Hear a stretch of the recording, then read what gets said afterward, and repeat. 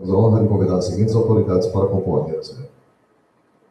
Convidamos o professor Ângelo Roberto Antonioli, magnífico reitor da Universidade Federal de Sergipe.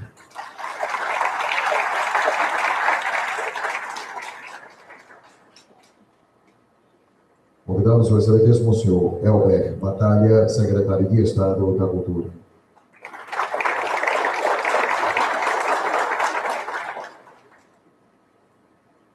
Convidamos o excelentíssimo senhor desembargador Edson Ulisses de Mello, neste ato representando o desembargador Luiz Antônio Araújo Mendonça, presidente do Tribunal de Justiça do Estado de Sergipe.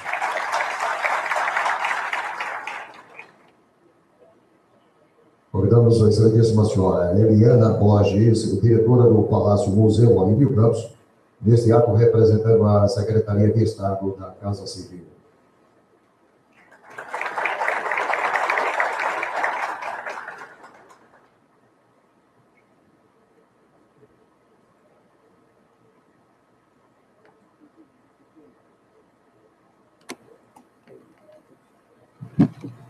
Convidamos o professor Tadeu Rebouças, presidente do Conselho Diretor.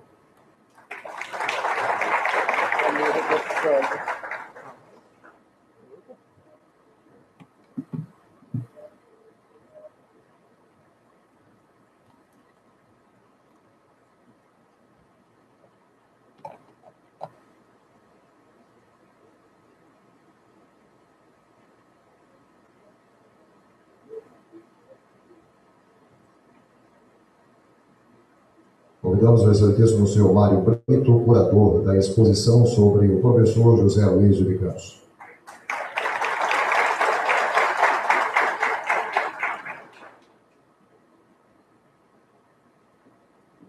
Convidamos o excelentíssimo senhor Marcelo Campos, filho do professor José Aloysio de Campos.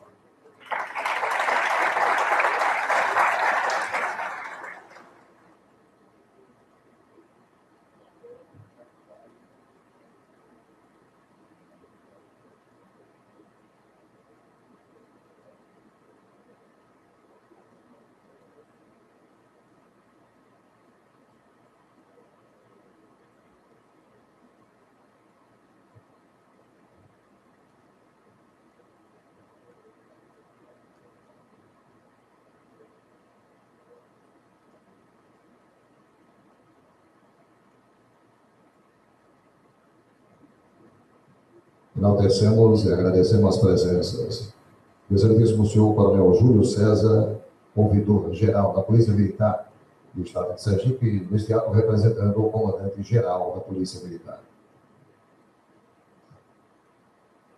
O excelentíssimo senhor Wesley Menezes, superintendente regional do INCRA, representando a professora Maria Lúcia Falcon, presidente do INCRA. Professor Paulo Amado, representando a Academia Sergipana de Medicina. Professor Samuel Albuquerque, presidente do Instituto Histórico e Geográfico de Sergipe. Professor Ricardo Santana, presidente da FAPTEC. E o excelentíssimo senhor Saulo Coelho, representando o presidente da Embrapa. Queremos também enaltecer e agradecer também as presenças do vice-reitor, pró-reitores, coordenadores, professores e convidados em geral. Para fazer uso da palavra, convidamos o excelentíssimo senhor Elber Batalha, secretário de Estado da Cultura. Boa noite a todos. Quero cumprimentar a mesa nas pessoas do ambiente, reitor Ângelo Antonioli e o desembargador Edson Ulisses de Mello, pedindo licença a todos os demais para que se sintam cumprimentados. Em nome dos que foram citados, cumprimentar a plateia, a professora Terezinha Oliveira e os professores de aluno, os quais tiveram de ser aluno nas duas passagens pela Universidade do curso de Direito e no curso de História. Quero registrar a nossa satisfação dessa parceria que vem sendo desenvolvida entre o governo do Estado de Sergipe e a Universidade Federal de Sergipe, mais notadamente na gestão do professor Ângelo Antonioli.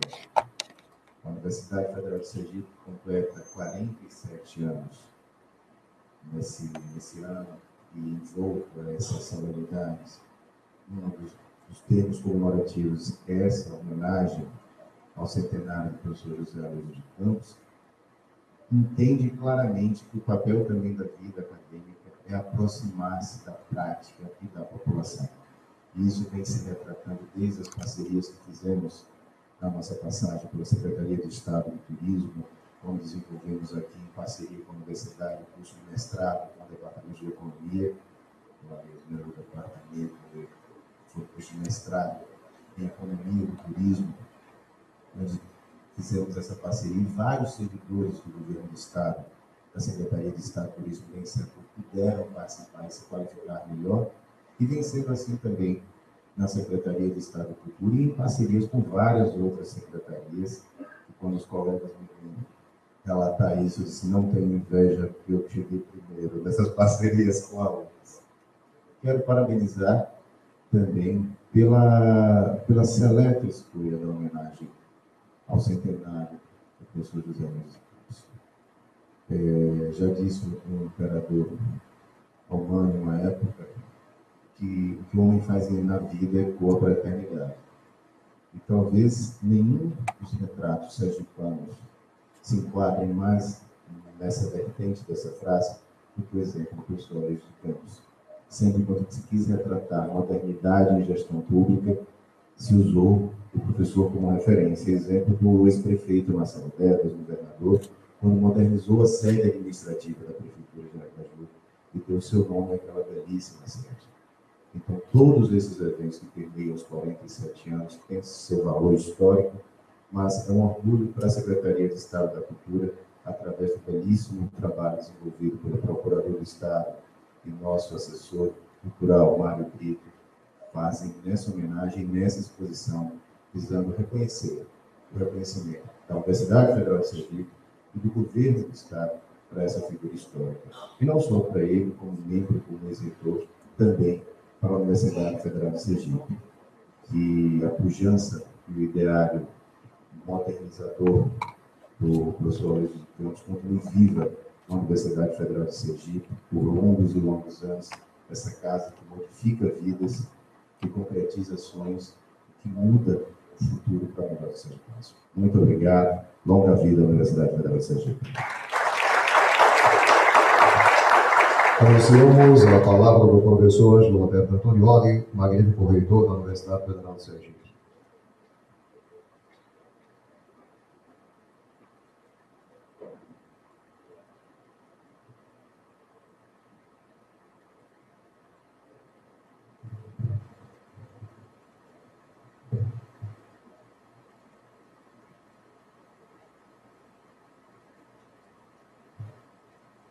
Senhoras e senhores, uma boa noite. Quero inicialmente cumprimentar a mesa, cumprimentando o excelentíssimo senhor Pedro Batalha, secretário de Estado da Cultura, e dizer realmente você foi um dos primeiros secretários a bater na porta e debater com a universidade a importância que ela tem para discutir a cultura, a arte em Sergipe, o que a universidade fez prontamente ao seu chamado. E quer dizer que sirva de base para que a gente construa o Estado integrado com a universidade. Não por acaso nós temos 1.500 professores. Não por acaso nós temos 1.000 doutores e com mais de 40 programas de mestrado e com mais de 10 programas de doutorado. E todo esse conhecimento, todo é seu, ele tem que ter um sentido, ele tem que ter uma direção, ele tem que ter um propósito. E é esse o nosso propósito, interagir, integrar com as ações, com os debates, com as situações próximas da construção de uma sociedade melhor. Assim acreditamos e parabéns pelo seu esforço e pela sua percepção. Quero cumprimentar aqui o desembargador Edson Ulisses, representando o desembargador Luiz Antônio Araújo, e dizer que é sempre bem-vindo a essa casa que também é sua, essa casa que lhe pertence, e é importante a presença da Justiça aqui. Quero cumprimentar a senhora Helene Borges, diretora do Palácio Museu Leo Campos, o nosso belíssimo museu que representa muito a cultura sergipana.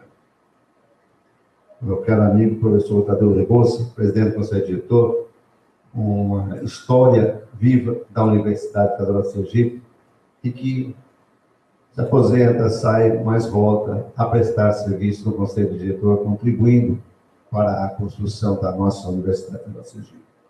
Ao meu caro amigo Mário Brito, curador da exposição sobre o professor Eduardo de Campos, um grande parceiro, um recente parceiro, mas muito importante, porque vim tratando com muito carinho a questão da cultura e da arte. Não por acaso essa integração foi possível. São os atores que a fazem possível, não são as instituições. As instituições existem, mas as pessoas que a compõem é que são importantes na construção dela. Bem-vindo, Mário. Parabéns pelo seu trabalho. Ao meu caro amigo Marcelo Campos, filho do nosso professor, o saudoso professor José Luiz de Campos. É um grande prazer ter o Marcelo sempre presente aqui, contribuindo, fazendo aquilo que o seu pai fez muito bem e que nos espelhou, que nos ensinou a continuar um trabalho que ele deixou. Parabéns.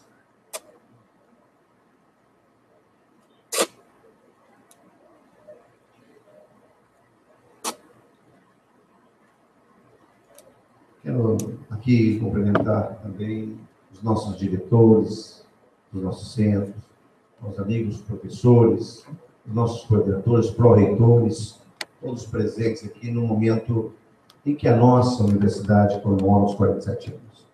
É muito importante que a gente esteja acompanhando este momento aqui para nós, que é muito importante.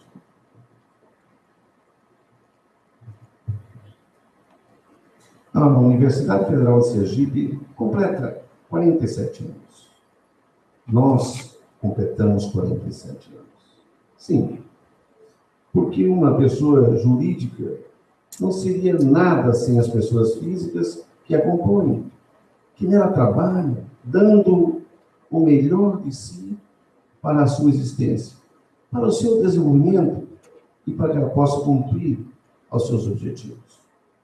E nesta noite, nós estamos abrindo as comemorações alusivas ao 47º aniversário desta jovem universidade, que tem, ao longo de sua existência, professores e técnicos administrativos que elevam o seu nome, que empenham o seu saber e o seu labor em prol da sociedade sergipana. E os seus alunos, os seus egressos, que em múltiplas carreiras profissionais têm dignificado o nome desta, que é a única universidade pública sitiada em terras sergipanas. Uma universidade, como a própria nomenclatura diz, é um universo de pessoas, de ideias, de saberes que se ajustam e que se multiplicam para, enfim, serem compartilhados. Uma universidade é uma produtora de ciências e de técnicas. E deve ser uma fomentadora de qualidade de vida para que nele trabalhem, para que os que nela estudam e para que nelas gozarão frutos. Uma universidade é uma porta aberta para a construção da cidadania. É um lugar onde a liberdade tem erguido a sua bandeira, onde sopram os ventos benfazejos da democracia, onde a luta contra a injustiça e a impunidade deve começar a ser travada, onde deve ser ensinado o combate à exploração do homem pelo homem. Uma universidade é a mola propulsora da educação que se materializa no ensino, na extensão e na pesquisa, como determina o mandamento constitucional. A nossa universidade, que começa a se abeirar de suas bodas de ouro, é ainda uma universidade com relativo pouco tempo de caminhada, mas é uma universidade que já tem um caminho aplainado, caminho esse que se sedimenta mais e mais a cada dia.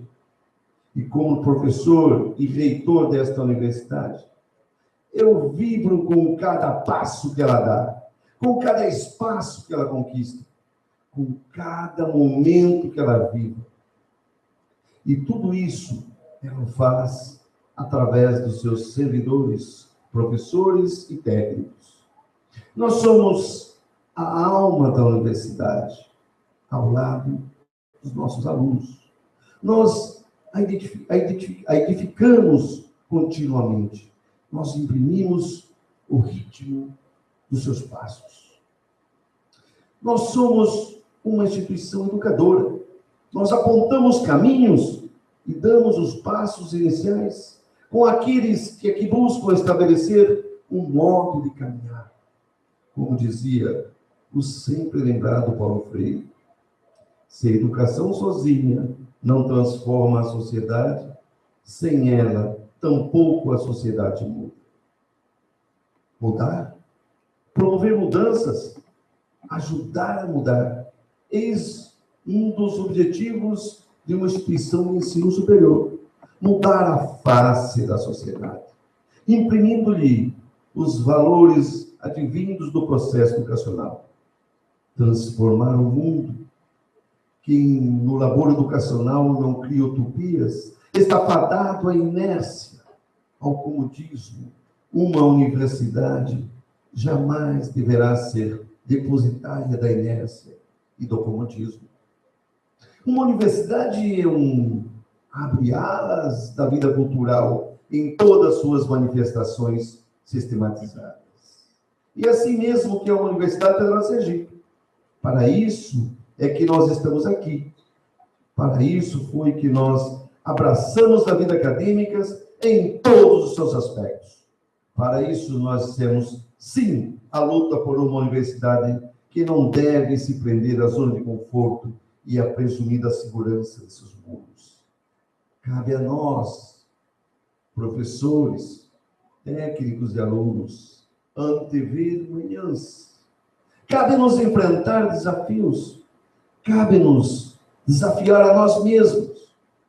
Cada um de nós, em sua atividade, tem contribuído para dar forma a esta universidade. E cada um de nós tem muito a fazer e a doar em prol do desenvolvimento e do progresso da sociedade, da qual estamos situados. Neste momento, que se afigura difícil para nós, que nos inserimos na administração pública, e não nos deve faltar ânimo e coragem, enfrentar as dificuldades, procurar vencê-las. Eis o que temos a fazer. Não enfrenta quem se esquiva, quem se esconde, às vezes atrás de discursos vazios, apelativos, aparentemente belos na forma, mas despossuídas de conteúdo. Não vence quem se acovarda, quem foge da luta, quem não entrega como de nudo ao lado dos que o ajudam, para ver brilhar a luz que antes da vitória cochileia na sombra de onde deve ser arrancada. É costume dizer-se que a luz brilha para todos, mas ela só brilha para quem tem a firmeza de buscá-la e de encontrá-la. Numa universidade, a luz que brilha não faz distinções. O clarão se irradia e a todos alcança. Foi assim no início desta universidade. A luz daquela época até podia ser pouca, mas ela se irradiou e chegou até nós. Ela brilha nesta noite. Ela brilhará sempre. Homens e mulheres desdobraram-se para construir o que temos para realizar o que somos. Sob a gestão de João Cardoso Nascimento Júnior e até de Josué Modesto, uma pleiade de professores e técnicos tem dado sua memorável contribuição para que a Universidade Federal de Sergipe ocupe seus espaços e o faça com galhardia. Que a tenacidade de pessoas ilustres, como o professor José Luiz de Campos, artífice dessa cidade universitária, que serviu de base para a sedimentação da nossa Universidade Federal de Sergipe, cujo centenário de nascimento nós celebramos no fim do ano passado. E ainda o celebramos com a exposição que se encontra no hall da reitoria. Possa nos incentivar a nunca desistir, a nunca sair do rumo que nós traçamos para nossas vidas e para a vida da nossa querida universidade. Senhoras e senhores, nós temos na atual gestão, que dividimos com o meu vice-reitor André Maurício, amigo e dedicado companheiro, com os pró-reitores e, afinal, com todos, enfrentado muitas dificuldades. Porém, não esmorecemos, não desistimos. Juntos, nós nos fortalecemos para vencer crises que nós não criamos, crises que vêm de fora, que vêm de cima, mas que, como gestores, cabe a nós enfrentá-las e vencê-las, como estamos enfrentando e vencendo com sacrifícios, até com incompreensão, mas sem enredar os pés dos nossos ideais e das finalidades precípuas da Universidade Federal de Sergipe. São passados 47 anos. A universidade está viva, pulsante. Nela estão nossas vidas, nosso pensar, nossos fazeres. E em nós, em nossas mentes e em nossos corações, ela também está. Nós somos a Universidade Federal de Sergipe. E a Universidade Federal de Sergipe somos todos nós. Parabéns à UFES, parabéns aos seus professores, parabéns aos seus técnicos administrativos, parabéns aos seus alunos. Continuaremos a construir os saberes da UFES, porque nós somos os legítimos condutores. E viva a nossa Universidade Federal de Sergipe. Obrigado.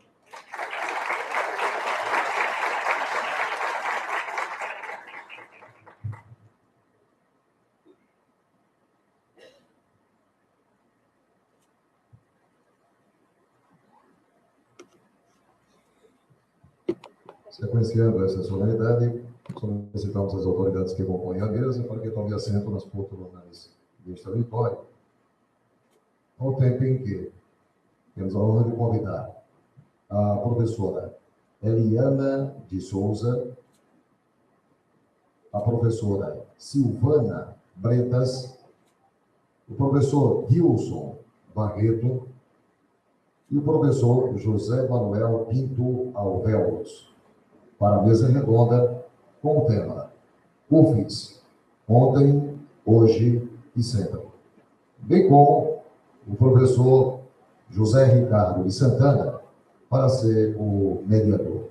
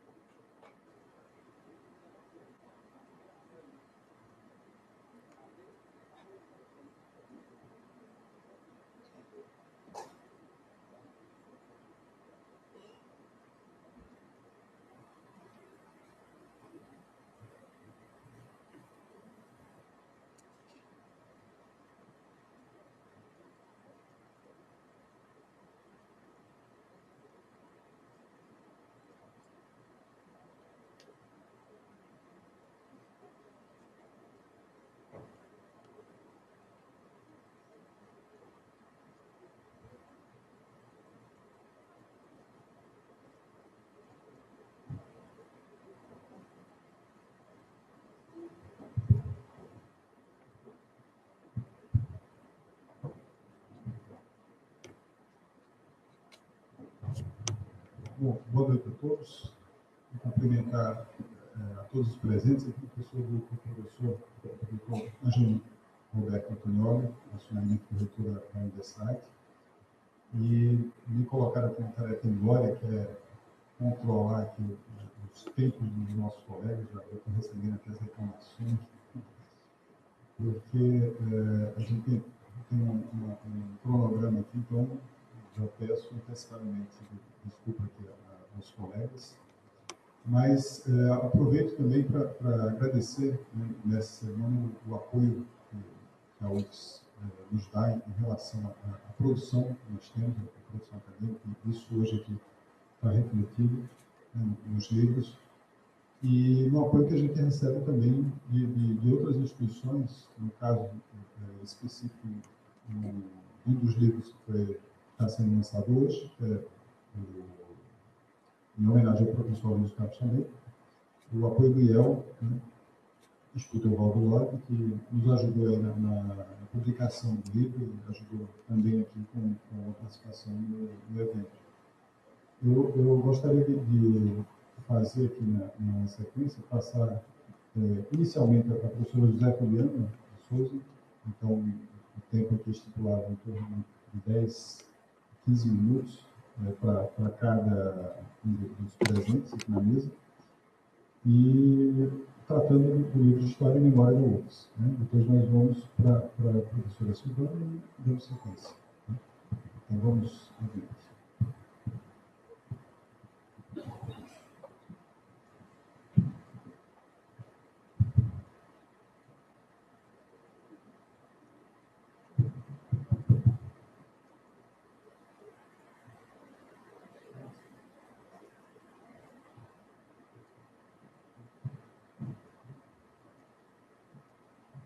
Boa noite a todos.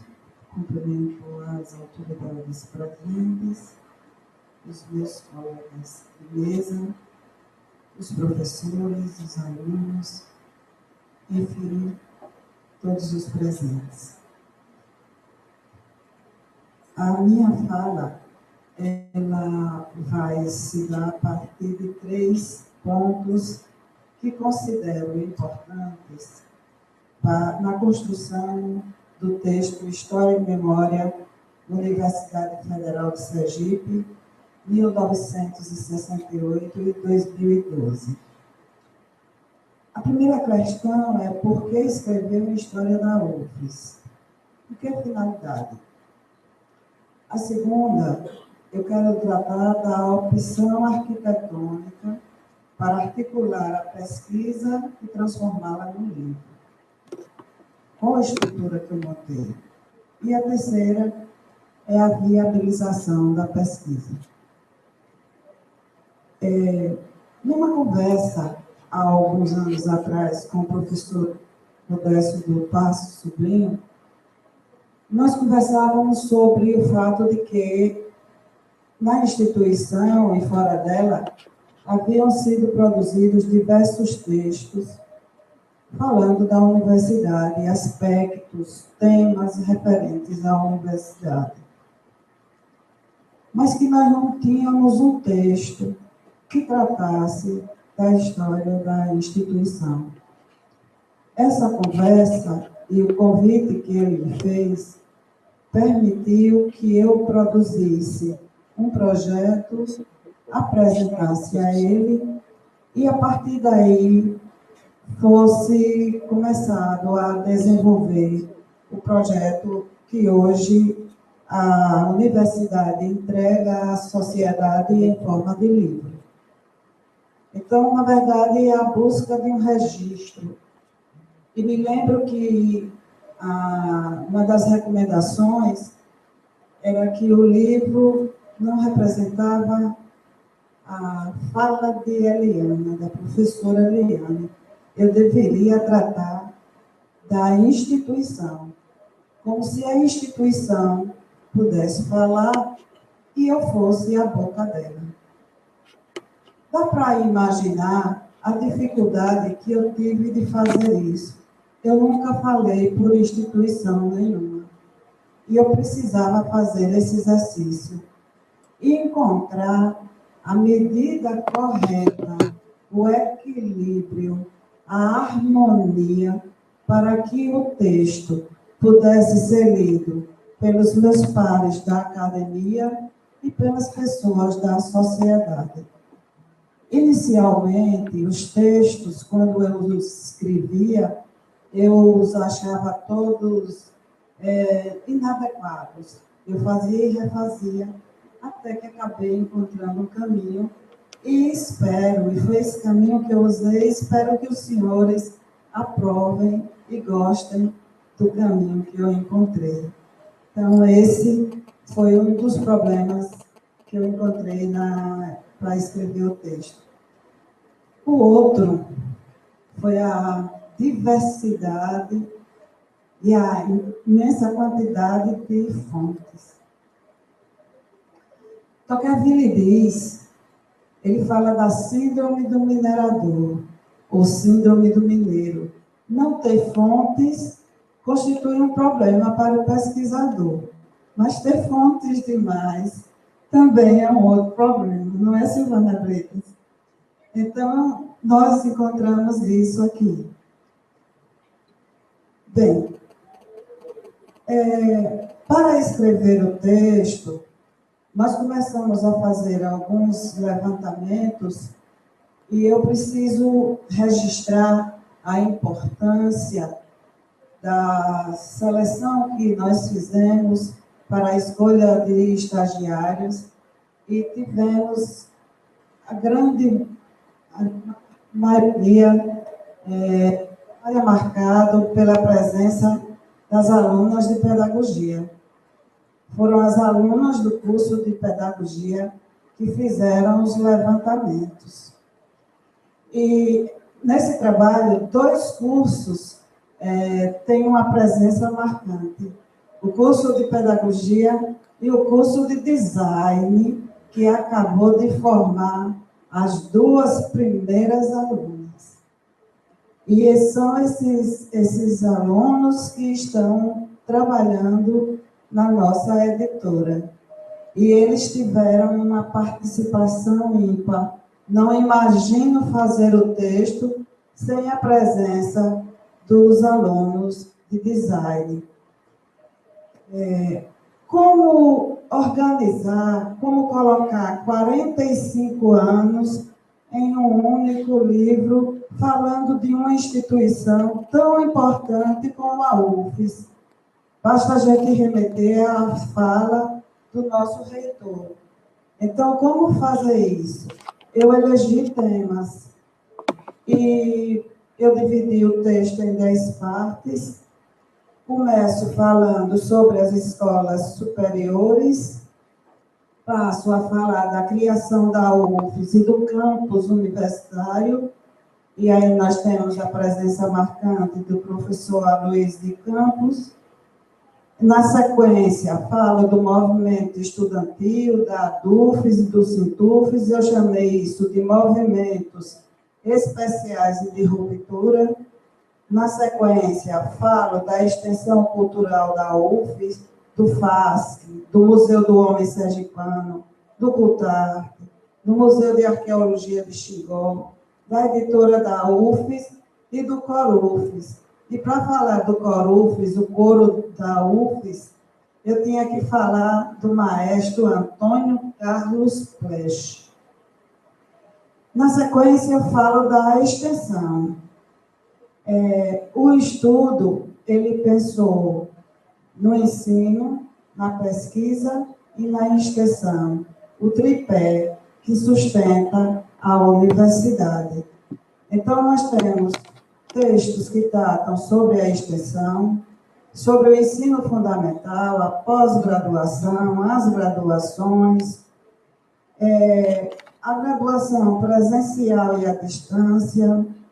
E aí nós vamos para aquilo que eu chamei de a UFES no século XXI, onde eu trato da modernização e da expansão da instituição, além de falar do processo de interiorização. E nas partes finais, nós temos uma apresentação da reitoria e a organização administrativa. Fecho o texto com a sociedade falando, o ex-aluno, o ex-professor, falando texto chamado A UFES para mim, que a UFES significou a UFES na vida destas pessoas, quais transformações ela provocou. Para viabilizar esse trabalho, foi necessária a contribuição de diversas pessoas. E tem algumas delas que eu não gostaria de não mencioná-las.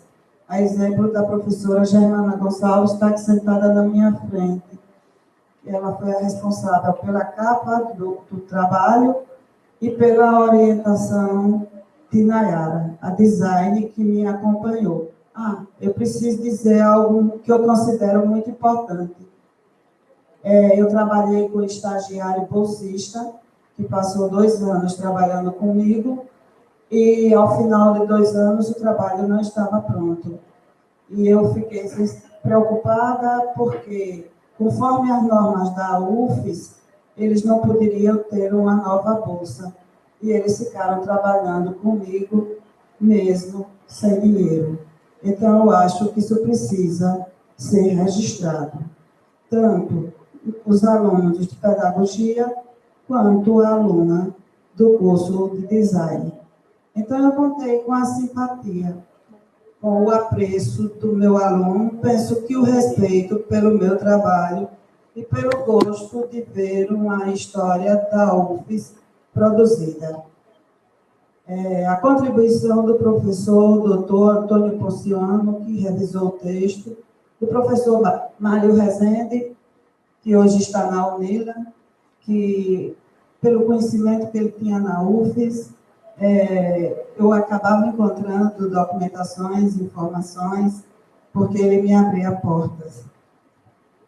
O doutor Eduardo Garcia, eu fui apresentar o texto a ele, para pedir uma apresentação, e quando mostrei o livro no computador, eu me lembro que eu dizia que eu tinha encontrado um problema sério. A UFES tinha muitas fotografias aqui no arquivo geral, mas muitas fotografias que a gente não sabe quem é o autor e quem são as pessoas que aparecem nelas, ou às vezes até os próprios eventos.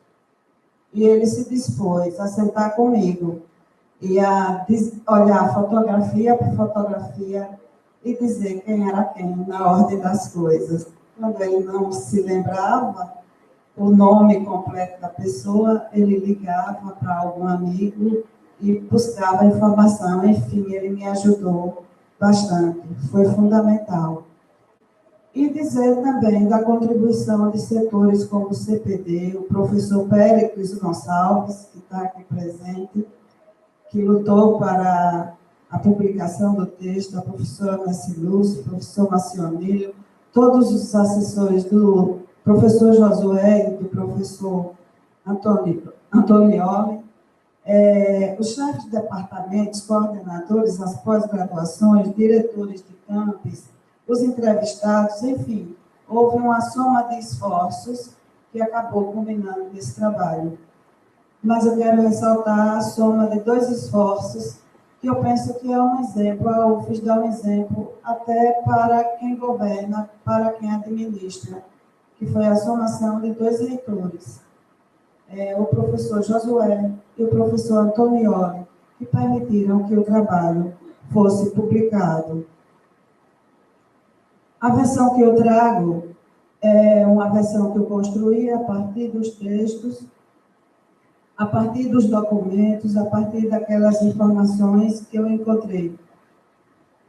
Tem uma afirmação de Natalie Davis que eu gosto muito e quero encerrar minha fala citando ela, a respeito da história e do ofício do historiador, quando ela diz: o que aqui ofereço ao leitor é, em parte, uma invenção minha, mas uma invenção construída pela atenta escuta das vozes do passado. E a partir dessa construção que eu fiz, então cabe fazer outras invenções. Muito obrigada.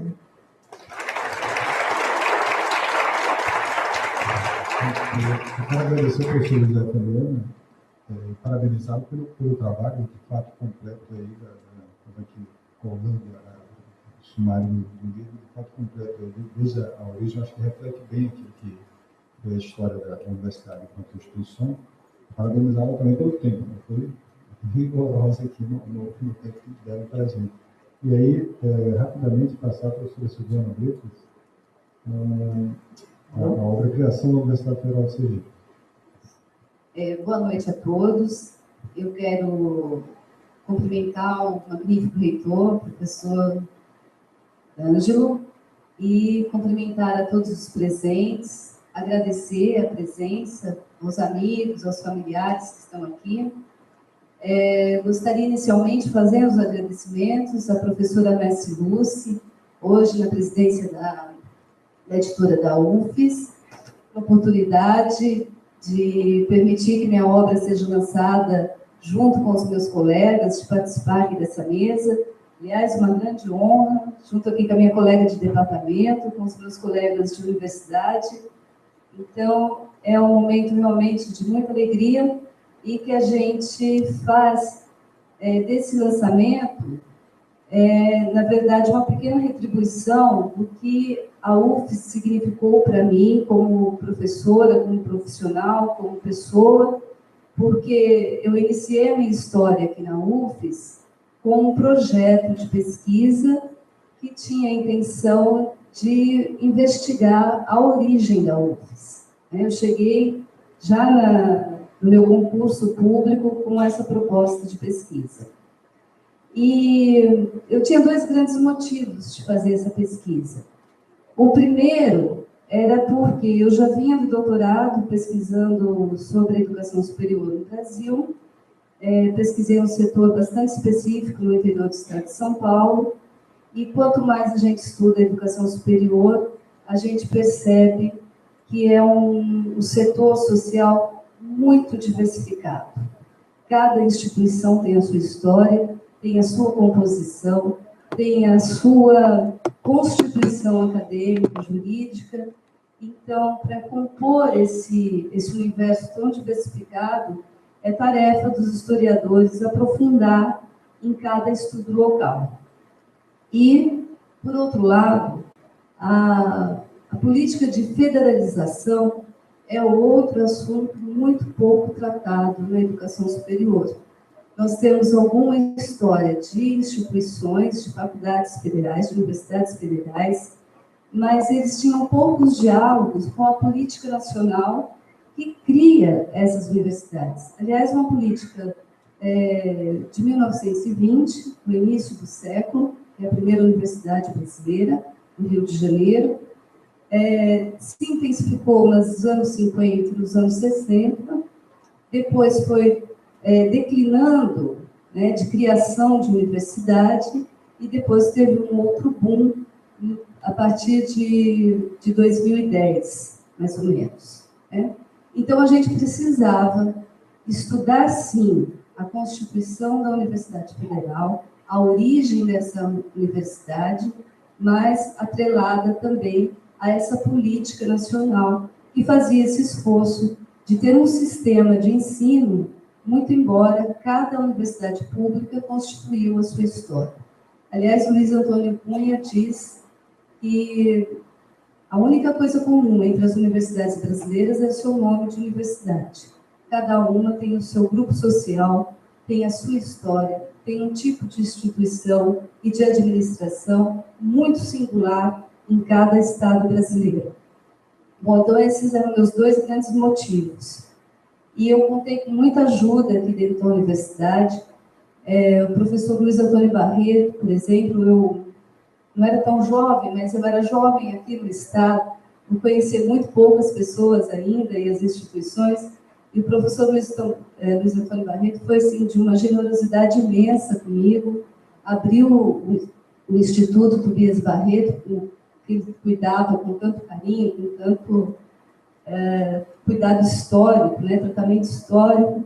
E eu também queria registrar aqui a participação das bolsistas também do curso de pedagogia. Foram 5 alunas assim, muito perspicazes, muito cuidadosas, e com elas eu divido todas as descobertas das fontes históricas, né? E, como a professora Josefa falou, realmente as fontes são bem intensas, e nós nos debruçamos em 20 anos, a partir dos anos 50 até os anos 70. Nós fomos menos audaciosa que a professora Josefa.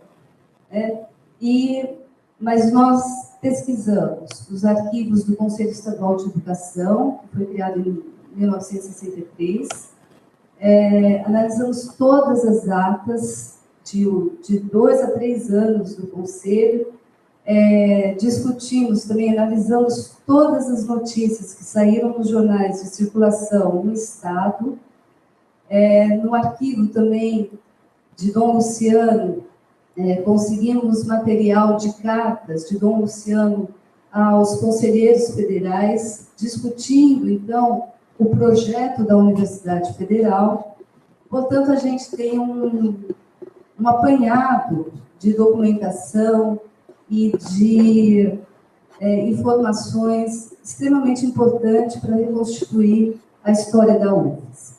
E aí a gente sempre se pergunta, né? Sempre que um historiador começa a remexer uma história, ele se pergunta, por que elaborar o passado? Por que elaborar o passado da UFES, né? E esse passado, embora ele tenha a função de guardar na memória algo que já passou, algo que os seus sujeitos históricos talvez nem estejam entre nós, mas ele tem mais que isso também. Ele se coloca numa relação ativa com o presente. Quando nós olhamos para a Universidade Federal de Sergipe, que nasceu em 1968, na verdade o decreto foi de 67, mas ela passa a funcionar em 68, por isso que comemoramos os 47. Nós vemos que muitas características da UFES, naquele momento, ainda pulsam na nossa vida hoje, como o professor Antonioli estava dizendo, e eu queria fazer algumas relações desse passado com esse presente.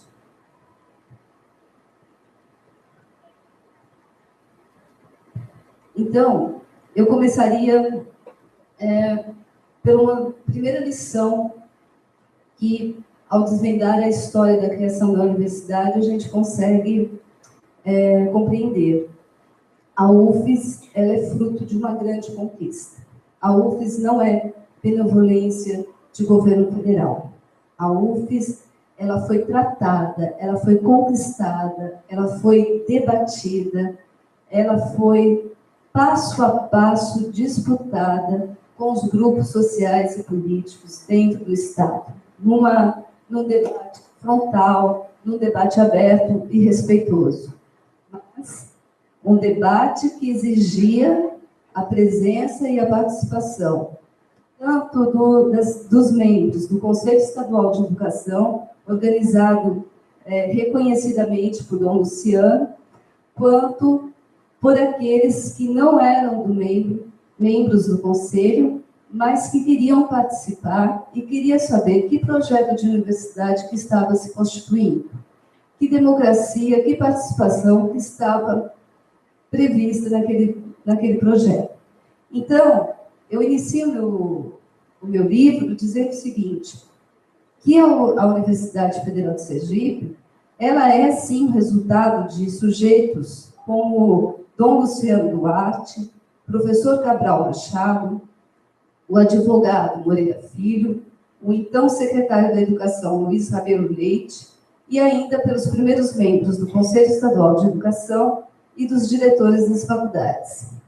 Mas ela é também de responsabilidade do professor José Rolenberg Leite, dos jornalistas Orlando Dantas, Ariosvaldo Figueiredo, Jackson Figueiredo, do deputado estadual Gilton Garcia e dos estudantes José Cláudio Rodrigues, Wellington Mangueira, Luiz Machado, entre outros, que exigiram a participação junto ao Conselho Estadual de Educação para discutir que projeto a UFES teria.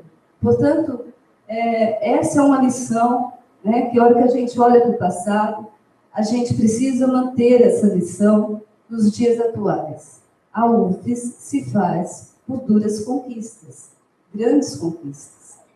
Esse é uma marca nossa e é um trabalho que a gente faz diariamente, na hora que entramos numa sala de aula, na hora que sentamos junto aos nossos colegas para discutir no Departamento de Educação ou qualquer outro departamento, e nesse momento que estamos aqui, e chegar até aqui, tem atrás de nós e de todos que estão aqui muitas lutas, muitas conquistas aqui nessa universidade. Um segundo momento que a gente tentou se concentrar na criação da universidade, como que 6 faculdades tão diferentes entre si conseguiram se unificar sob uma única reitoria, né? Olha, a gente tinha a Faculdade de Filosofia católica, a Faculdade de Serviço Social também católica, portanto confessionais, 2 faculdades estaduais, que eram Química e Economia, uma faculdade federalizada, que era Direito, e uma faculdade privada, que era Medicina, né? Veja, com estatutos acadêmicos diferentes, com projeções no campo da ciência diferentes, com dependências administrativas e jurídicas diferentes. Como que podia esse caleidoscópio institucional se congregar, né? Então, quando a gente pensa nessa origem e pensa na UFES hoje, nós podemos dizer que a UFES não é algo homogêneo, que a UFES não é algo único na sua composição e nas suas características. A UFES, ela é uma composição de diferentes contribuições, de diferentes epistemologias, de diferentes concepções e também com diferentes produções. E assim a gente precisa também aprender a tratar a UFES, né? Nessas suas diferenças, nas suas formas de pensar, mas que essas diferenças não podem significar produções de conhecimento diferente. Porque para a construção de uma sociedade justa, o conhecimento não pode ser dosado. O conhecimento precisa ser em função e ofertado à sociedade que acolhe a UFES. Então, esse também acho que é uma característica, uma origem da UFES que nos fala muito ainda no dia de hoje. E, por fim, um outro ponto que eu acho extremamente importante é a política nacional da formação das universidades federais, especialmente nos governos militares. Diferente do que já se estudou muito a respeito dos governos militares, esse governo apostou muito em ciência. Não foi um governo que não valorizava o conhecimento científico, né? Tanto que é esse governo que cria a grande maioria dos programas de pós-graduação no Brasil, foi os governos militares. Mas essa política, ela tem uma característica bastante complicada do ponto de vista social e econômico. Ela cria instituições que são verdadeiros celeiros de intelectuais e de produção científica, e valoriza muito os seus cientistas e as suas instituições, mas para que esse celeiro sobreviva, ele precisa também criar um outro patamar de instituição, não produtora do conhecimento, mas que ensina conhecimento. Porque como a ciência sobreviveria sem as outras instituições que fizesse dos jovens também conhecedor de ciência, mas não como produtor. Eu diria mesmo como usuário da ciência, que tinha que progredir, principalmente quando essa ciência tem um aporte tecnológico muito forte. Esse modelo que se deu no Brasil todo se impôs também à jovem UFES de uma tal forma que ela teve pouca condição de recuar, né?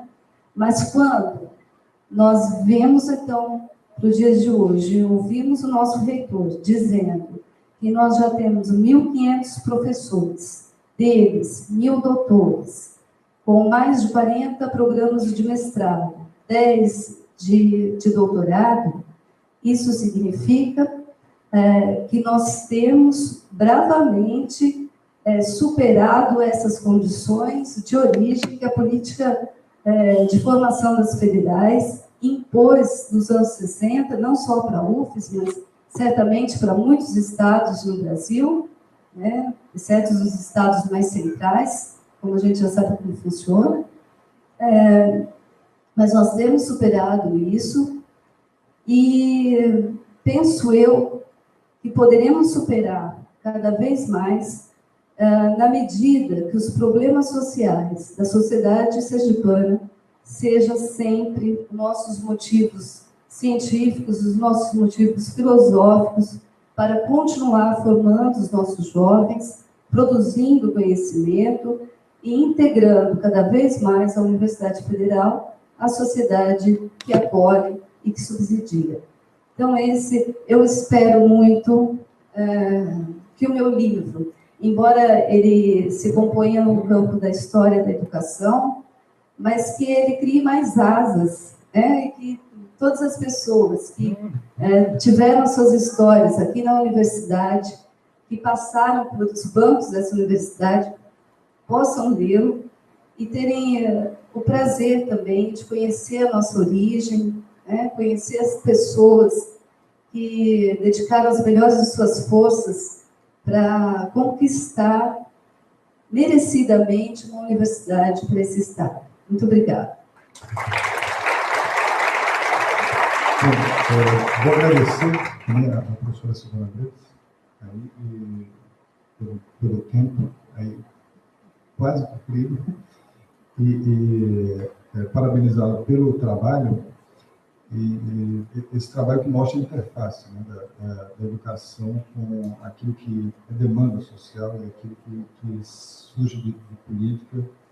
Essa interface é muito interessante e aproveito essa interface para introduzir o próximo livro, que é Planejamento de Estratégias para o Desenvolvimento de Sergipe, uma agenda para o desenvolvimento econômico. Foi organizado por mim e pelo professor Gui, e a provocação desse livro foi feita, inclusive, num contato que eu tive com um grande colega, que é irmão do Marcelo, também filho do Dr. Luiz Campos, Maurício Campos, por conta do centenário. Vemos a professora Ângela Antonioli, que prontamente abraçou a ideia do centenário e deu todo esse ciclo de comemorações. Mas o mote que a gente pegou foi não resgatar exatamente a pessoa do professor Luiz Campos, que a gente entende que isso, os historiadores, o pessoal está muito melhor que a gente, não se aventurou nisso. O que nós buscamos fazer foi resgatar o pensamento do professor José Luiz Campos enquanto planejador, enquanto a importância que ele dava ao planejamento. Eu havia sido perguntado aí fora qual a conexão dessas coisas, e eu disse, olha, a gente está num debate contemporâneo. Hoje, falamos aqui da expansão da pós-graduação, mas a expansão da pós-graduação ela não surge dissociada daquilo que são os grandes desafios nacionais, em termos de áreas temáticas, em termos de disparidades regionais. Então, toda essa expansão de formação de pessoas, ela surge em torno de um projeto de desenvolvimento. E essa discussão contemporânea, na verdade, ela já estava lá atrás, aqui no estado de Sergipe, particularmente, no Condesi, através de toda aquela equipe, né, que fazia o Condesi, que planejava o estado. Então, foi com esse mote que a gente buscou trazer essas contribuições. Então, pegamos as contribuições, aqui está o professor Wilson Barreto, que também foi participante na época, para falar exatamente sobre esse período. Trouxemos aquela época, que foi o complexo industrial de base mineral, onde se pensava o desenvolvimento do Estado e também o que é que se faria em termos de formação de pessoas. Você teria que trazer o desenvolvimento também de formação de pessoas. Isso foi trazido para o período mais recente. Nós buscamos associar com o cenário que a gente tem hoje para o desenvolvimento regional, em parceria com alguns colegas da Universidade Federal de Minas Gerais, com a qual nós temos um convênio de mestrado lá em Acadêmica de Economia, e colocamos um desafio para os diversos pesquisadores que têm aí seus trabalhos vinculados à ciência econômica e que fazem as devidas críticas e tudo mais, e a gente colocou, olha, em cada área vamos rever essas críticas, mas imagina que a gente estivesse numa situação onde a gente pudesse fazer o planejamento à época com o professor José Luiz Campos teve essa oportunidade. Então, o que é que vocês proporiam no dia de hoje? Então, foi instigante.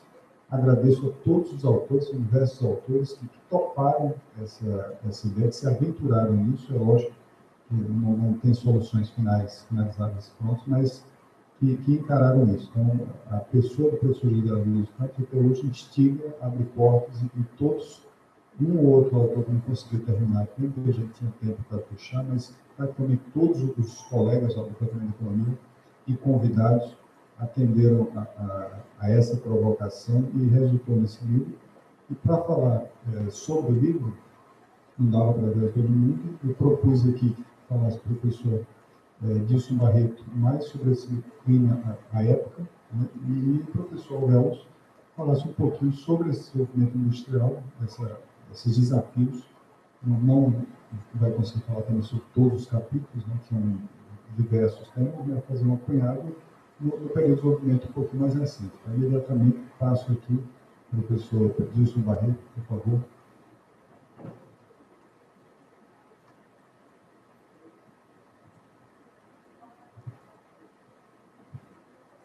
Exato, condensamento, querido amigo Ricardo, que eu agradeço a gentileza de me incluir como um dos autores desse livro, e tentar resgatar justamente para as novas gerações o planejamento.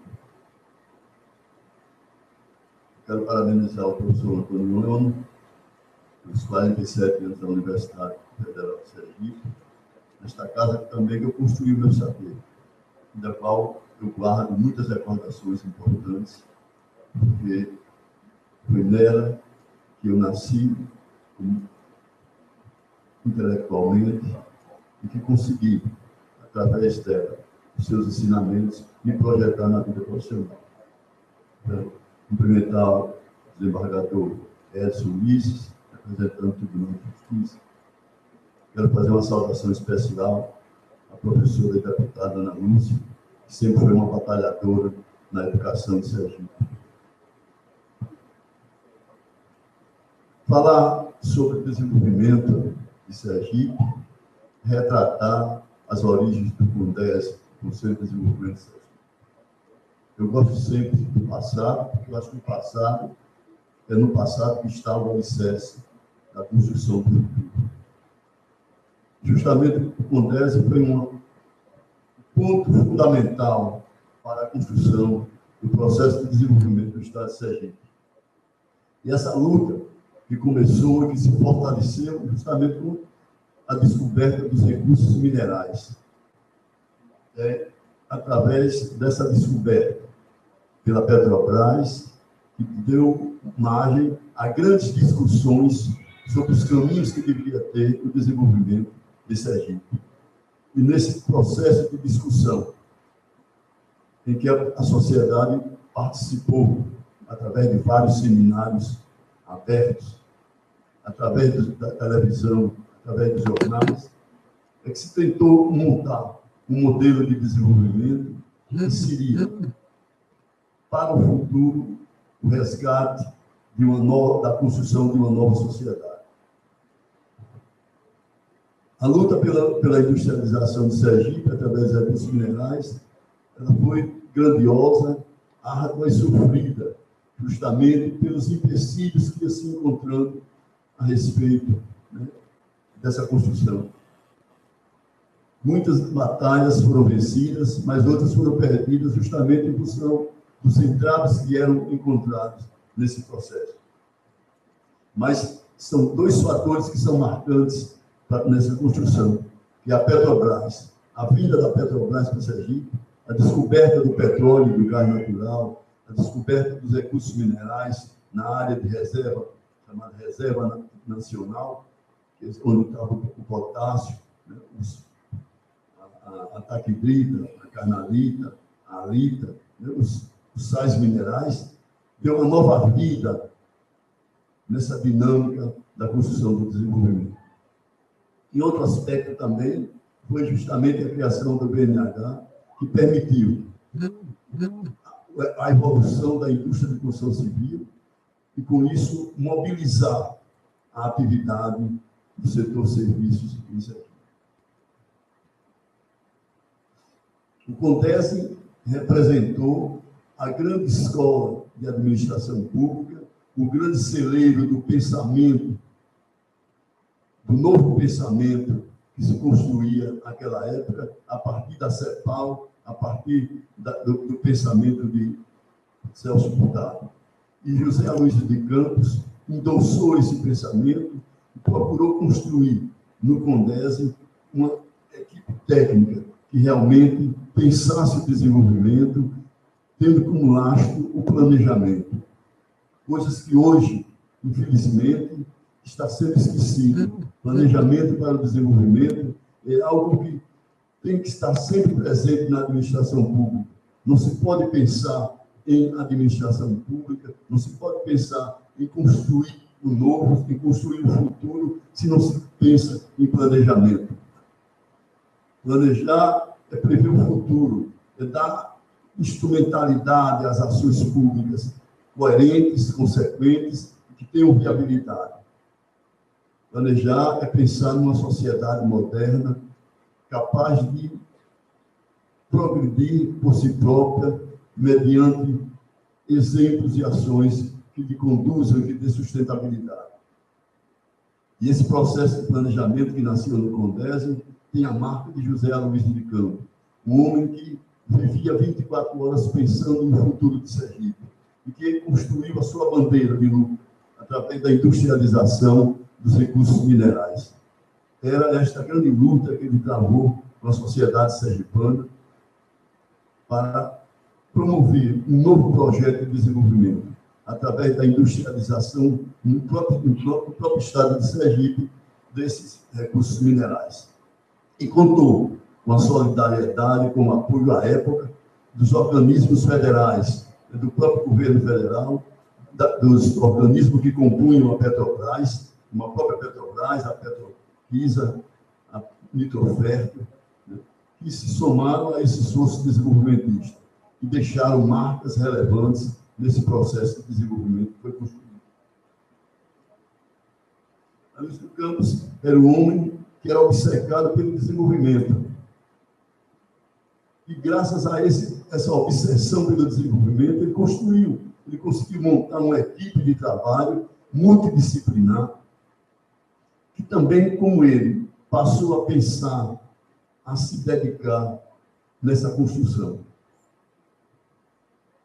Foi graças a esse processo de construção dessa equipe, dessa inteligência, que deu sustentabilidade por muitos anos, né, às ações no estado de Sergipe. Hoje, infelizmente, não se pensa em planejamento. E esse livro, Planejamento e Estratégias para o Desenvolvimento, é justamente um alerta, uma nova forma de se procurar fazer com que as pessoas entendam que uma sociedade, para ser bem construída, uma sociedade para ter a sua estrutura capacitada para ir para frente, é necessário ser planejada.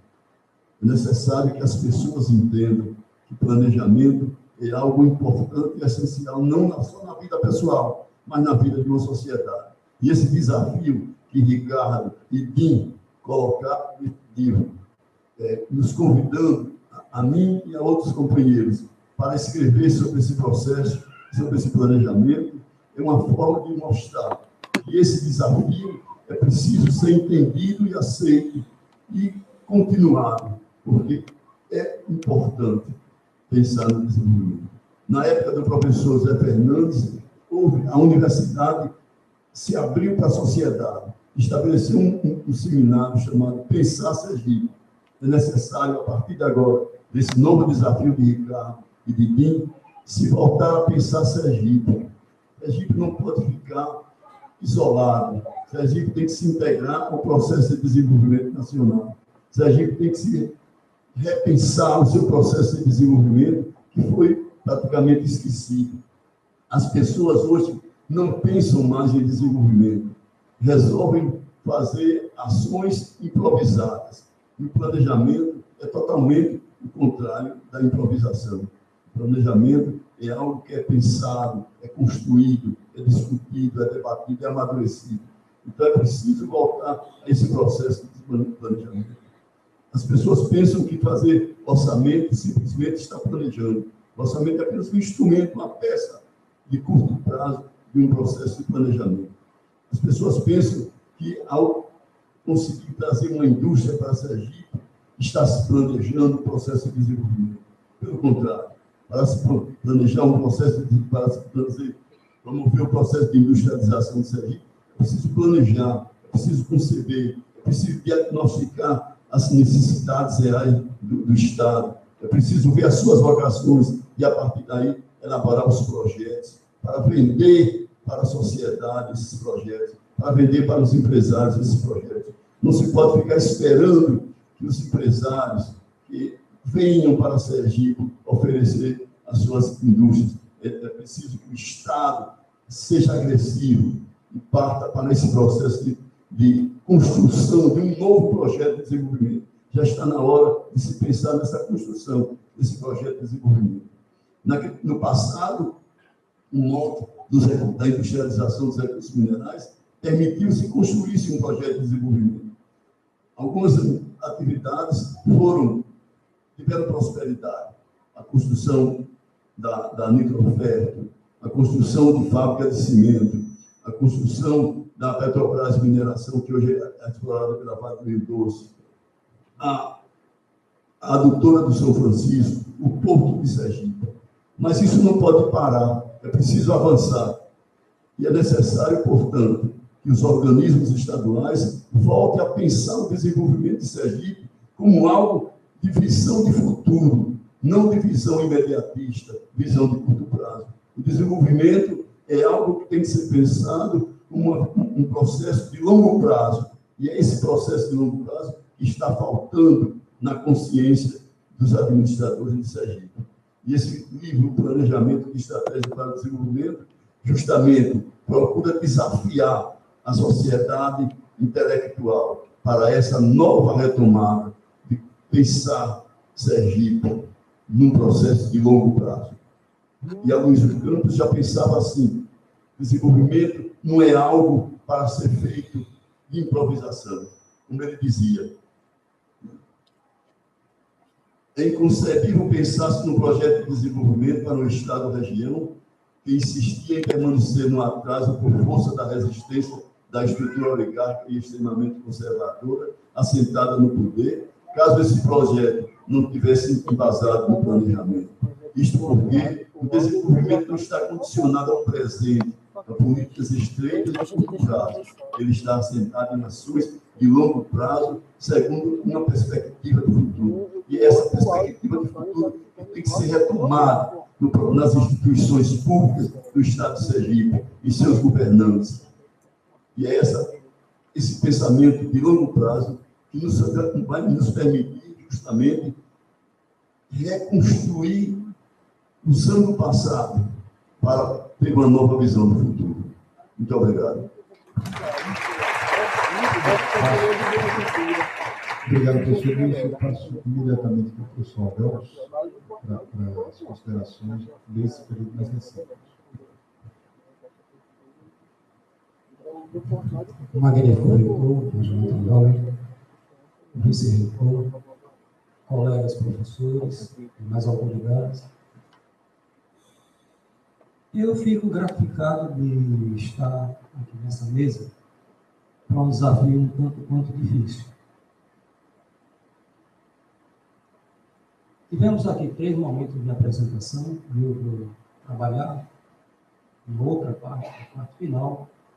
Vamos ter, aliás, a parte final, da qual eu farei alguns apontamentos. A leitura da professora Andrade é extremamente eficaz do ponto de vista da reconstrução institucional da nossa universidade. E a leitura da outra colega, a professora Silvana, tratou com profundidade uma questão que me parece que toca na nossa terceira discussão, que é sobre a questão da motivação, a decisão, o enfrentamento de situações que foi fruto para constituir essa Universidade Federal do Sergipe. Pois bem, esse trabalho de planejamento de estratégias para o desenvolvimento, coordenado pelo professor Ricardo Santana, tem 14 textos. Diversos colegas do Departamento de Economia e de outras instituições, entre as quais também o professor Wilson, trabalharam desde o início da montagem do Condésio até chegar a fazer uma revisão de toda a discussão no sentido da propositura. E aí começa uma nova luta. Eu começarei por aí e terminarei por aí. Esses apontamentos, do meu ponto de vista, têm 4 questões a serem colocadas. Os objetivos, do que eu vou resumir, de 14 capítulos. O diagnóstico, as perspectivas e a conclusão. Vamos começar, então, pela parte primeira, que são os objetivos. Só tem 2 pontos. Os objetivos, do meu ponto de vista, a síntese do livro, começa com o capítulo 12, escrito pelo professor Ricardo e por mim. Que trata exatamente de ciência, tecnologia e inovação para o desenvolvimento. Nesse início da discussão, foi estabelecido que existe uma correlação positiva entre inovação e a produtividade total dos fatores, como assim chamado de economia, capital e trabalho. Ou seja, quanto mais inovação houver, maior a produtividade total dos fatores. E, portanto, maior o crescimento econômico. Então, inovação implica em crescimento, que, por sua vez, desdobra-se em renda e emprego. Isso não cai do céu. Renda e emprego decorre de inovação e aponta o sentido do crescimento. É com esse cenário, então, que se constitui uma coisa que se chama o Sistema Nacional de Inovação. O Sistema Nacional de Inovação tem diversos atores, normas e procedimentos e mecanismos. Atores institucionais, laboratórios, universidades, institutos de pesquisas, etc., definidos a nível nacional. Mas isso só faz sentido se tiver uma base, assim chamada local, e é a base local de inovação, estabelecida em diversos estados federais. Sergipe, Alagoas, Bahia, Rio de Janeiro, e por diante. Existem as grandes linhas do Sistema Nacional de Inovação, mas a operação disso é estabelecida, ancorada, no chão de algum estado. Pois bem, entrando no segundo tópico que me parece interessante abordar para compreender o objetivo, eu apontei aqui alguns elementos da macroeconomia, da macrodinâmica da economia.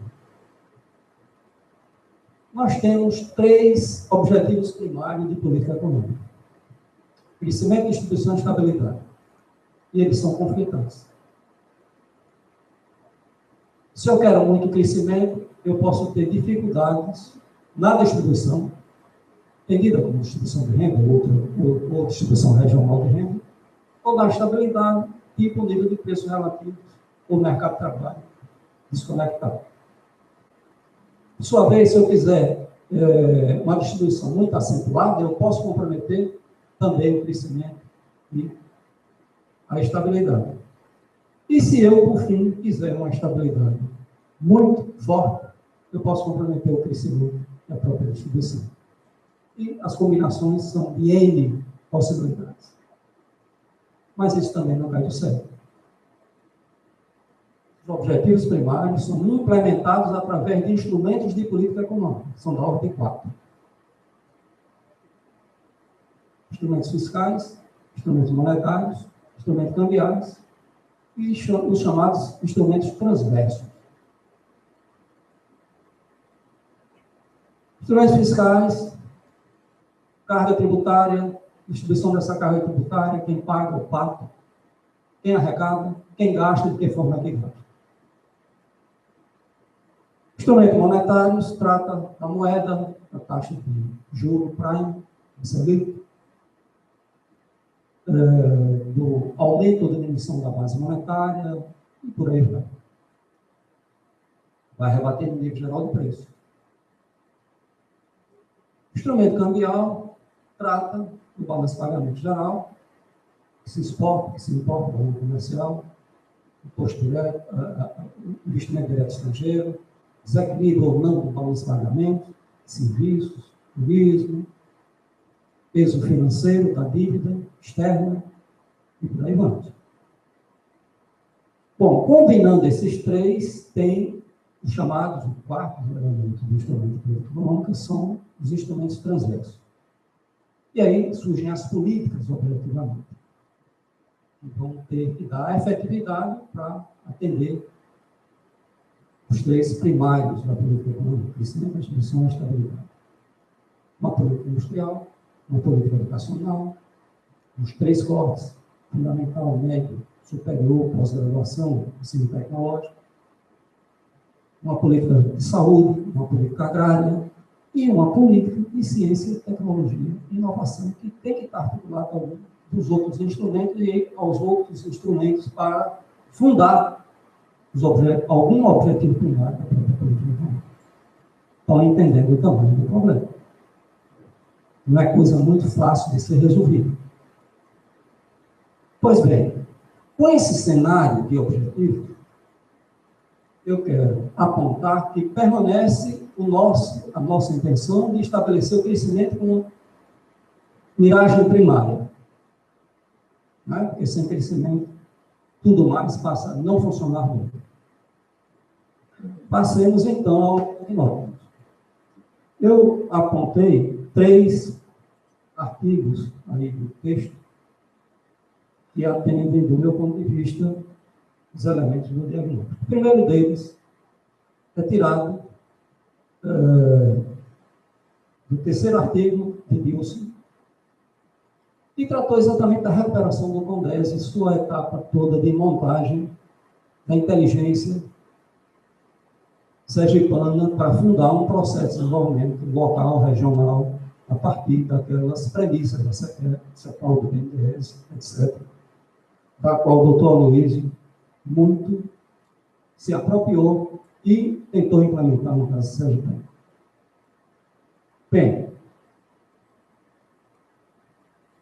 essa visão de planejamento do doutor Aloysio está muito centrada em cima da oferta, do ponto de vista da oferta, e por uma base tecnológica que estava dada. Quer dizer, implementar, fazer um levantamento dos recursos minerais de Sergipe, sais, potássio, magnésio, força, e implementar a indústria implicava em que, por trás da indústria, tinha um processo tecnológico que era um black box, uma caixa preta. Ninguém sabia, vinha dentro do projeto e a fábrica era implantada. A esse respeito, só para diferenciar e a gente começar a ter um entendimento de onde eu vou querer chegar no início e no fim da nossa discussão, Giovanni Dawson, um autor conhecido na área de inovação tecnológica, aponta que há 2 caminhos possíveis em termos de inovação. Um, que vem a partir da demanda. Então, esses mecanismos são de indução de demanda. E o outro caminha pelo lado da oferta, e, portanto, são de impulso tecnológico. Então, no primeiro caso, o doutor Aloysio vinha por conta da implementação de impulso tecnológico embutido dentro dos projetos da implementação da indústria de base, do complexo industrial de base de Sergipe. Ou seja, se implantava a indústria e um pacote tecnológico entrava com a própria indústria. E isso estava ancorado numa base mineral que era permitido pela natureza, no caso de Sergipe, os sais. Pois bem, esse processo termina por se esgotar. Por diversos motivos, aponta o professor Wilson no fim do seu trabalho, porque terminou um ciclo militar, os projetos eram feitos em cima da base tecnológica dos recursos naturais existentes, e, no entanto, deixa a crédito dele uma série de coisas que resultou para a economia e para a sociedade sergipana extremamente proveitosas. Um processo de urbanização, a Petrobras, a Nitroferta, a Petromisa, o Porto, que virou um elefante branco, mas agora, para abrir um parênteses, está sendo utilizado para escoar soja produzida no sudoeste da Bahia, e provavelmente depois, pelas áreas do Maranhão e do Piauí, portanto vai ter utilidade, algumas décadas quase após,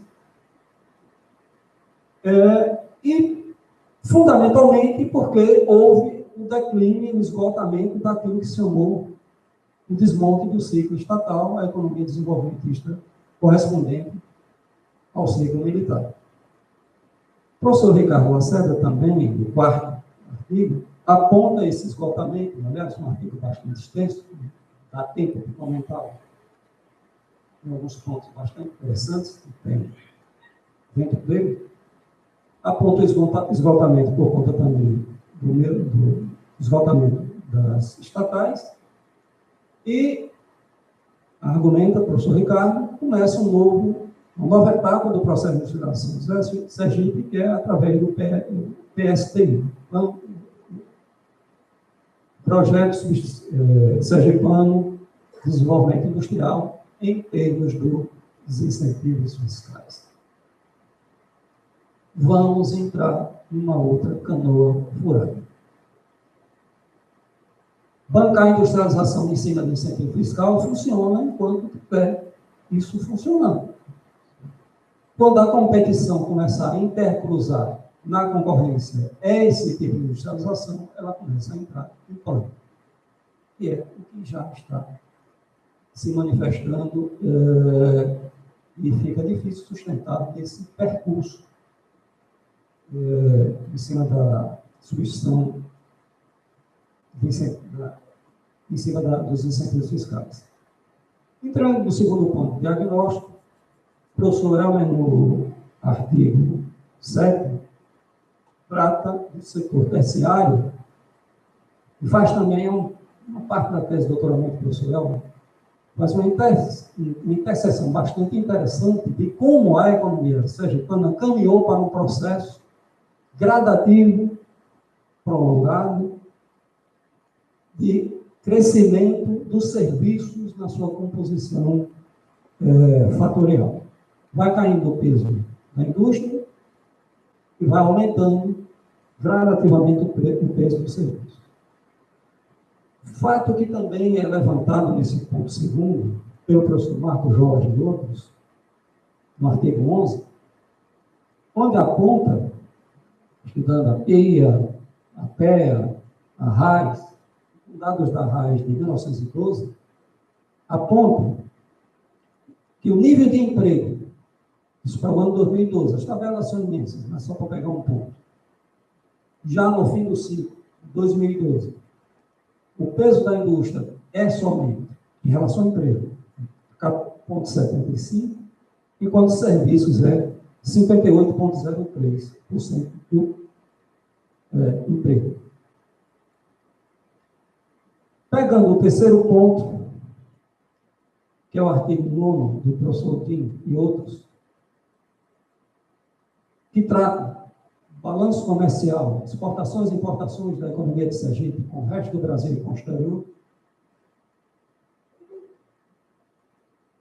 Esse balanço demonstra que, em relação às vendas, só para pegar um ponto também, 97,4% das vendas do Estado de Sergipe, isso para o ano de 2006, 97,4% estão ancoradas no mercado interno. Mercado interno entendido aí quanto Brasil.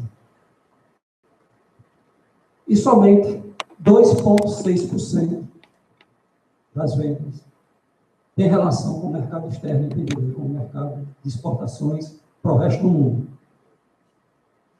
Então, a economia de Sergipe é uma economia extremamente articulada, não somente com o mercado interno nacional, e mais do que isso, articulada com o Nordeste, onde dos 97,4%, o Nordeste tem 54,4%, e a Bahia, 22%, 23%. Ou seja, uma economia pequena, fechada, extremamente débil do ponto de vista da sua articulação intra-regional. Eles apontam, nesse artigo e outros, um elemento central que consideram que é a baixa qualificação da própria mão de obra. Então, não torna-se atrativo trazer grandes indústrias que gerem conhecimento, porque a qualificação da mão de obra é baixa. E que a economia é ancorada em bases naturais, seja matérias-primas de sais, seja matérias-primas agrícolas, indústria de suco, daí por dentro, indústria alimentar, daí por dentro. Fechando então o segundo ponto, que foi do diagnóstico, entramos no terceiro ponto, que são as perspectivas, pegando também alguns capítulos do trabalho. São somente 4. O primeiro deles, das perspectivas, trata-se do artigo 14 do professor Josué, que recompõe todo o mecanismo institucional da Universidade Federal de Sergipe, basicamente não na sua origem, tem o levantamento da colega Cigano, mas pegando 2 movimentos cíclicos, porque da fundação da universidade, da construção das 6 faculdades isoladas, até o início da gestão do professor José, a universidade foi a única e a mesma Universidade Federal de Sergipe. A mesma quantidade de alunos, a mesma quantidade de cursos, e daí por diante. No entanto, no ciclo de 96 a 2004, a universidade passa, de 96, de 6.030 alunos para, de 96 para 2004, para 11.338 alunos. O primeiro ciclo expansivo significativo estabeleceu-se aí, nesse quadrinho, nesses 2 quadrinhos. Já no segundo ciclo, aliás, no primeiro quadrinho, no segundo quadrinho, 2004 a 2012, voltando ainda ao primeiro ciclo, a quantidade de doutores lá, professor Ângelo, eram 53 doutores, quando nós tínhamos 6.031 alunos e 11.338 alunos em 2004, 165 doutores. O segundo ciclo expansivo, 2004 a 2012, nós passamos de 11.338 alunos para 30.456 alunos. Certo? Aliás, de 11.338 alunos para 30.456 alunos. Ou seja, quase que multiplicamos por 3. Mais uma vez. Eu não vou... Eu puxo minhas orelhas não, porque eu tenho que concluir. Mas esses elementos são fundamentais para entender o que é que eu quero colocar na nossa discussão. Bom, e aí o professor Josué aponta algumas características, além desses ciclos expansivos, a quantidade de cursos, do número de cursos de graduação, de pós-graduação, do número de doutores, que ainda há pouco o professor Ângelo fez referência a 2015, 1.000 doutores, nas diversas áreas de conhecimento. As engenharias foram crescidas exatamente para dar suporte à base local de inovação. Nós só tínhamos engenharia civil, engenharia química e engenharia agronômica. Não tinha mecânica, não tinha elétrica, não tinha metalmecânica, não tinha materiais, não tinha mais me ajuda, florestal, engenharia de pesca, deixa para lá. Bom, segundo ponto, sim, então o professor Josué aponta alguns elementos decorrentes desses 2 ciclos. Primeiro, a Universidade do multicampo. Tá? Foi pensado uma estratégia de crescimento e de integração da universidade fisicamente para 5 cidades polos do estado. Itabaiana, Lagarto, Glória e Propriedade. Cumpriu-se nessa etapa 3 campos. Itabaiana, Laranjeiras, que não tinha sido previsto inicialmente, e Lagarto. Sendo que a previsão inicial de planejamento, professor, era articular as licenciaturas com 3 cursos fundamentais em cada geoeconomia regional, que foi o caso, inclusive, de Itabaiana. 3 licenciaturas, 7 licenciaturas e 3 cursos vinculados à geoeconomia de Itabaiana. Sistema de informação, administração e ciências contábeis pela natureza comercial de Itabaiana. Daí por diante, seguia-se para a Estância, para o Lagarto, para a Glória e para a Propriedade. Segundo elemento foi a constituição, apontada pelo professor Josué, do CESAD, Universidade Aberta do Brasil, levando as licenciaturas agora massificadamente por dezenas de cidades do interior de Sergipe, oportunizando plena constituição da passagem do professor eleito para professores titulares. E, por último, para não me estender muito em relação ao professor Josué, a construção do NUPEG, Núcleo de Petróleo, Gás e Biocombustíveis, com investimento em parceria com a Petrobras, a NP, com investimento de 30 milhões, mais 30 milhões e meio, mais 9 milhões e meio, totalização de 40 milhões, em 5 áreas, 7 áreas de laboratórios críticos para atender a base local do sistema de inovação do Estado de Sergipe. Uma indústria que é promissora do ponto de vista da geração de conhecimento científico e tecnológico. Andando para o ponto 2 das perspectivas, pega o professor Helmer, capítulo 7, e aí Helmer pontua em relação ao PIB de 2010 a participação da indústria caiu para 28,5%, e o do serviço subiu para 66,85%. Ou seja, serviço passou a puxar o crescimento do PIB de Sergipe já de algumas décadas, mais acentuadamente nesses anos recentes. Bom, terceiro ponto, vou correr. Terceiro ponto, eu pego o capítulo 2 de Fernando Macedo, de Luiz Carlos, colega hoje do Departamento de Economia, que está ali, e faz uma discussão interessante a respeito de como financiar o processo de desequilíbrio regionais na sociedade brasileira. Primeiro começa lá atrás, com o artigo 3418, SUTEM, 3% de imposto de renda, isso vai se esgotando. Tá?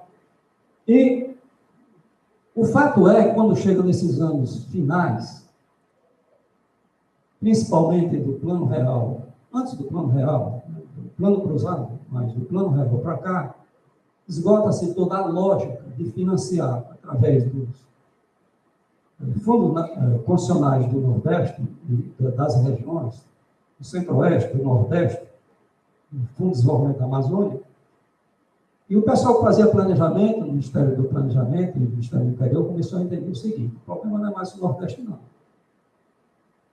O problema é que existem diversas regiões deprimidas em diversas regiões do Brasil. Porque, tal como no Nordeste, em Minas Gerais, tem regiões atrasadas e deprimidas, como tem até em São Paulo, como tem no estado do Rio Grande do Sul, como tem em outras regiões do Brasil. E no Nordeste também tem regiões extremamente dinâmicas e que não merecem estar dentro do mesmo guarda-chuva. Pegue as regiões metropolitanas e pegue algumas regiões do Nordeste, que vocês vão ver que tem um dinamismo local extremamente diferenciado de outras regiões dentro do próprio estado nordestino, vis-à-vis do estado do Sul, do Centro-Oeste e por dentro. Então, a temática de questão regional começa a ter uma outra visão e uma perspectiva de mudança através do Fundo Nacional de Desenvolvimento Regional, montado em 2007, cuja âncora era exatamente o redesenho da questão fiscal, que não aconteceu. E aí, está tudo, mais uma vez, parado. Quem está se aproveitando, está se aproveitando. Quem não está se aproveitando, não está se aproveitando. E continua os estados do Nordeste querendo brigar por incentivo fiscal, que não resolve. Bom, através do Fundo Nacional. E aí, eu vou finalmente para o quarto ponto. Cuja âncora é exatamente o redesenho da questão fiscal. E pega, finalmente, o artigo de Ricardo, do qual eu participei, e aí, que é a questão, mais uma vez, do Sistema Nacional de Inovação, base local de inovação, e como fundar, dar uma certa estruturação dentro desse cenário desorganizado, desconectado do local com o nacional, sem base de financiamento fiscal, que lhe dê sustentabilidade. Nós apontamos aí 5 elementos, 5 direções possíveis para ir contornando, não é resolvendo não, ir contornando alternativas. Porque entendam bem o seguinte: resolver a questão regional, Sergipe, ou Bahia, ou que seja, ou Alagoas, primeiro tem que resolver a questão nacional. Isso aqui é o dilema. Mas, enquanto isso, navegar é preciso. Ensinando a Fernando Pessoa. Bom, então nós apontamos. Primeira coisa, primeiro elemento, formar recursos humanos. Trata-se de universidade, graduação e pós-graduação. Pós-graduação com foco para articular exatamente o local com a região, com a base produtiva local, como pensava o doutor Luiz. Bom, um dos elementos aí é a continuidade dos projetos de implementação dos campos no interior. Porque não há que se pensar, única e exclusivamente, que Sergipe é Aracaju. Sergipe não é Aracaju. O estado de Sergipe é composto de diversas 8 micro-regiões, e já foi contemplado Itabaiana, Laranjeiras e Lagarto, e no projeto original de 2004, do professor Josué, em 5 campos.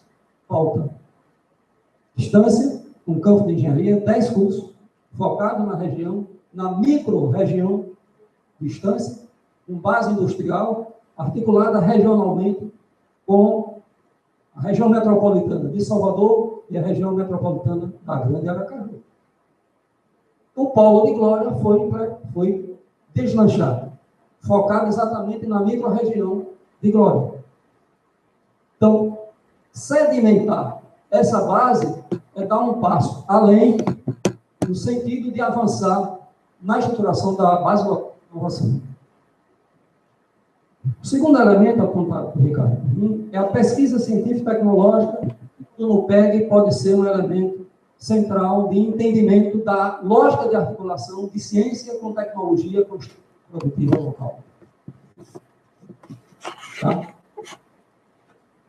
Terceiro elemento é a transferência de tecnologia, e para ter os instrumentos que são o CIS, o Sintec e o Sergipe Tech.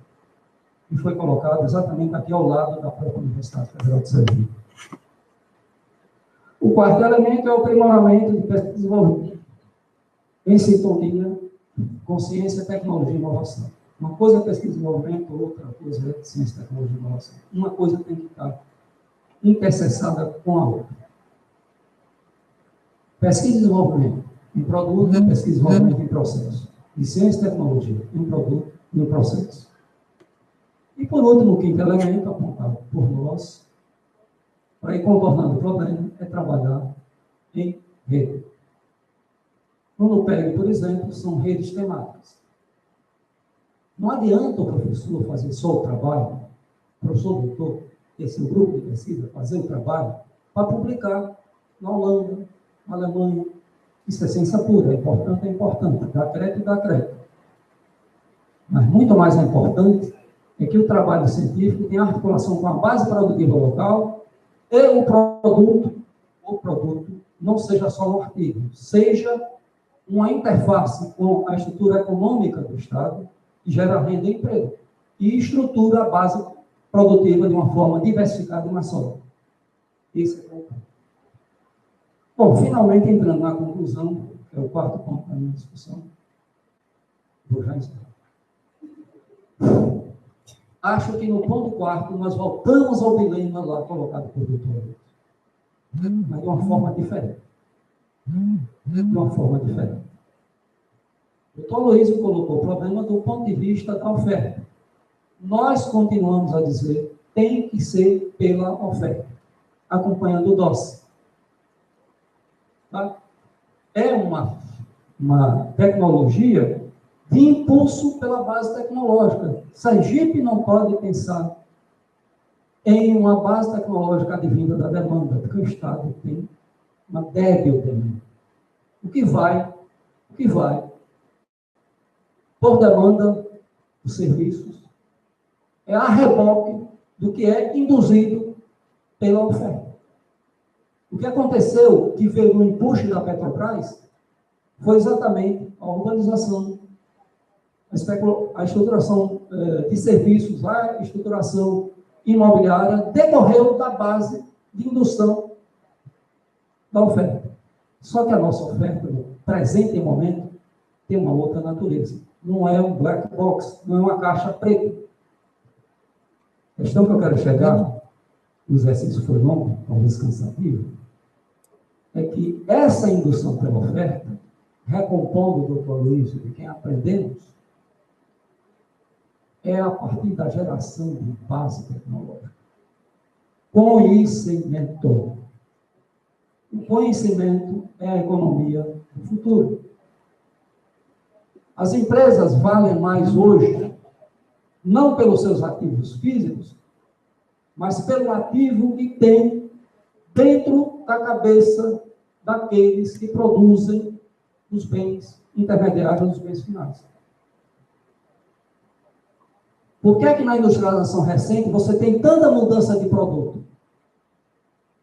Porque os produtos ficam velhos. O mercado envelhece e recompõe-se assim, através de novos produtos, o nível de emprego e o nível de renda.